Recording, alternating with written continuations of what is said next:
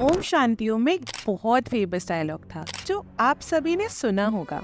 अगर किसी चीज को दिल से चाहो तो पूरी कायनात उसे तुमसे मिलाने की कोशिश में लग जाती है। ये बस एक फिल्मी डायलॉग नहीं है, लेकिन काफी लोग इस बात को सच मानते हैं। बहुत से वेल नोन सेलिब्रिटीज जैसे will Smith, Lady Gaga, Denzel Washington, Virat Kohli, Ranveer Singh और भी कई लोग इस चीज पर बिलीव करते हैं। लेकिन क्या आप इसके पीछे के कॉन्सेप्ट को जानते हैं?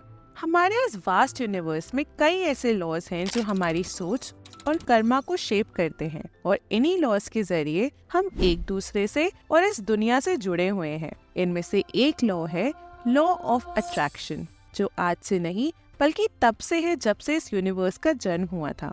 लॉ ऑफ अट्रैक्शन कहता है, जैसा आप सोचते हैं वैसे आप अपनी रियलिटी खुद बनाते हैं। जब हम किसी चीज को अपने दिल से चाहते हैं तो यूनिवर्स अपने तरीके से हमारी मदद करता है और उस लक्ष्य को हम तक पहुंचाने की कोशिश करता है। लॉ ऑफ अट्रैक्शन का कॉन्सेप्ट आज की मॉडर्न दुनिया में बहुत पॉपुलर है, लेकिन अगर आप इसके अंदर छुपी बात को समझोगे तो ये कोई नई बात नहीं है।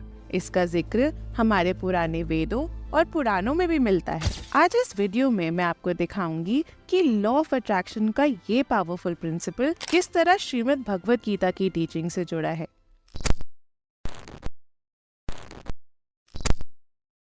आपने ये सुना होगा, यथा दृष्टि तथा सृष्टि।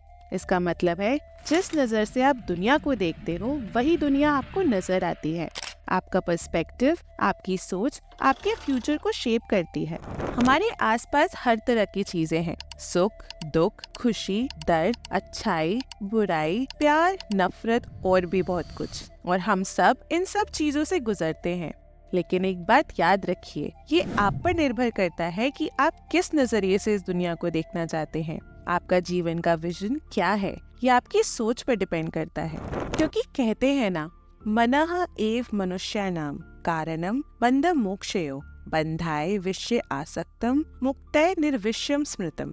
मनुष्य का मन ही उसके बंधन और मोक्ष का कारण है। इसका मतलब है हमारे अपने विचार और मन पर कंट्रोल करना ही हमें या तो बंधन में बांधता है या हमें मुक्ति की ओर ले जाता है।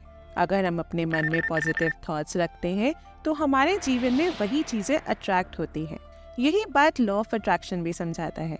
अगर आप अपने जीवन के लक्ष्य को दिल से सोचकर विजुअलाइज करेंगे, उसके बारे में अपने मन में पॉजिटिव थॉट्स लाएंगे और फिर उस डायरेक्शन में काम करेंगे, तो वही चीजें आपके जीवन में आ जाएंगी।